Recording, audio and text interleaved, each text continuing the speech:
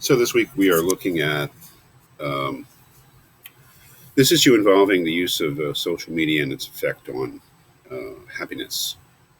Um, I think this is actually quite a delicate subject because there are so many different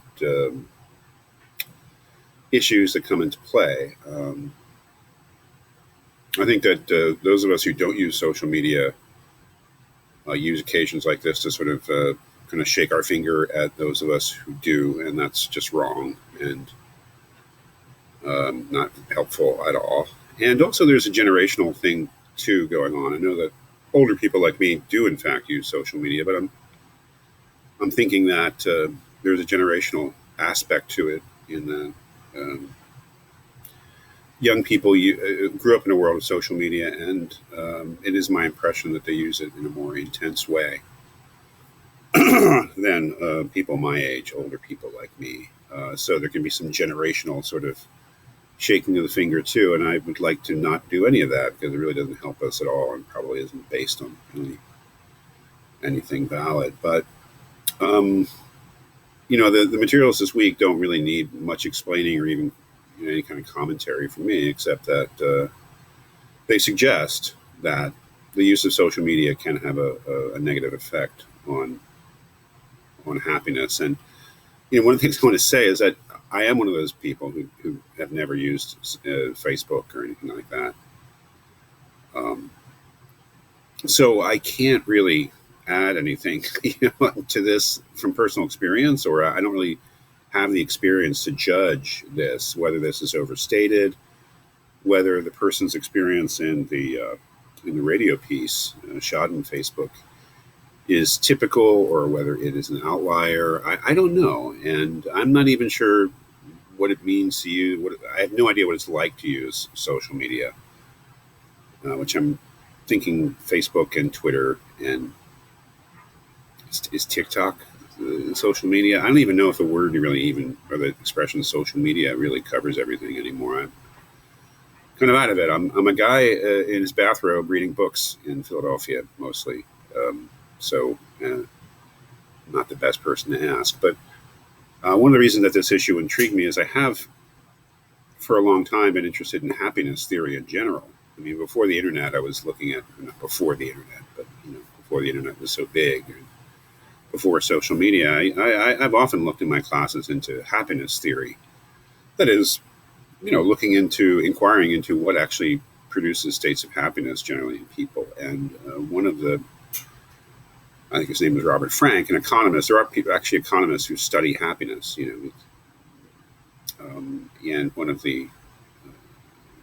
one of his big ideas is that happiness is not produced by you don't increase happiness by increasing the absolute material well-being of a country. That is, just because a country becomes more wealthy and the individuals in it enjoy a higher material standard of living, doesn't necessarily mean that they will report that they have become happier. And the reason for that is because we're primates. And primates are social creatures. And primates are wired or geared, you might say, to care more about, or to care very much about where they stand in the social hierarchy. That is, it's our perceptions of how we stand in relation to others, let's say in terms of our wealth, rather than the absolute nature of that wealth itself that has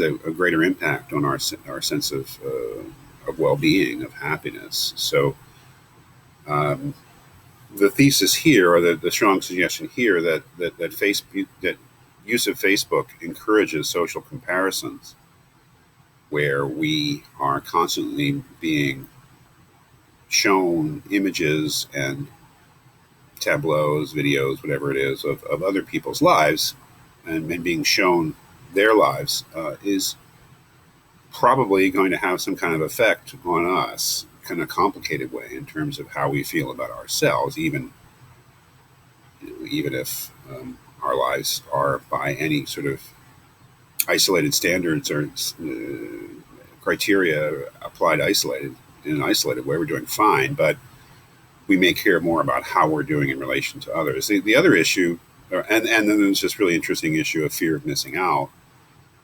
um, which I don't have. I don't know. I mean, that's another interesting thing that's brought up in the radio piece uh, about um, the need to feel attached to a group, and the fear not so much that they're having a better time than you, but they're bonding without you is something important is happening within your social network, your group of friends, basically.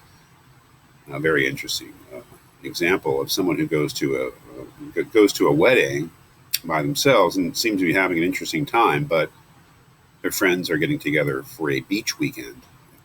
I guess people do that, and I think her fear was that she would somehow miss out on some important bonding event in the group, which wasn't necessarily more interesting than what she was doing, but would somehow leave her behind, which is an interesting form of social anxiety, I suppose, that we've all had.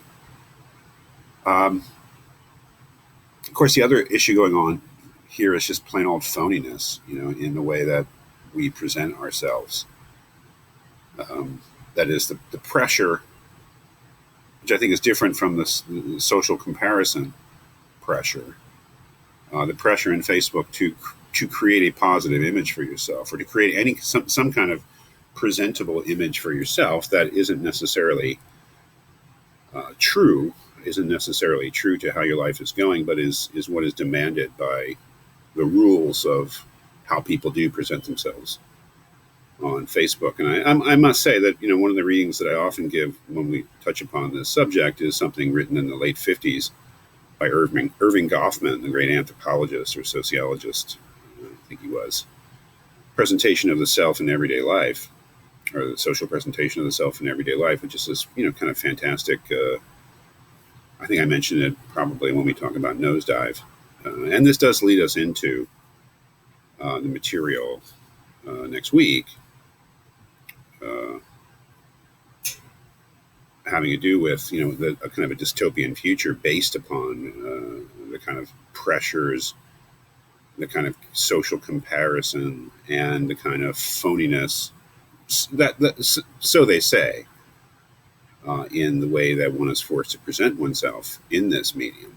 Now, again, I don't use Facebook, and I don't hear a lot of people who I know do use Facebook talk like they don't feel like they need to present a phony um, or a overly positive view of themselves. So I'm just putting this out there. I don't even know, if it's overstated, if it's true, if it's mean spirited. I I'd like to read what your response to it is and learn some more.